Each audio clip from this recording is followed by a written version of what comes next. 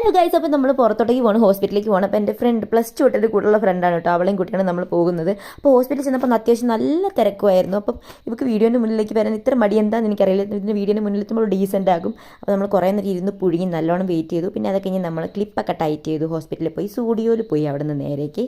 പിന്നെ നിങ്ങൾക്ക് അറിയാമല്ലോ, നമ്മൾ കയറി പരതലായിരുന്നു മൊത്തം. ഈ ടോപ്പ് എനിക്ക് ഭയങ്കര ഇഷ്ടമായി. പിന്നെ അവൾ കുറേ ടോപ്സൊക്കെ നോക്കുന്നൊക്കെ ഉണ്ടായിരുന്നു.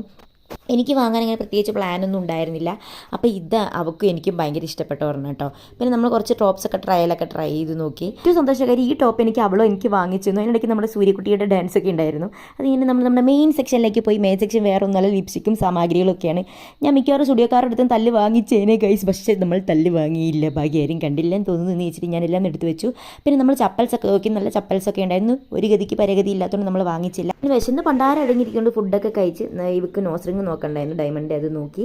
പിന്നെ നമ്മൾ തിരിച്ചു പോന്നു. അപ്പോൾ എല്ലാവരും ലൈക്ക് ചെയ്യുക, സബ്സ്ക്രൈബ് ചെയ്യുക. Bye guys.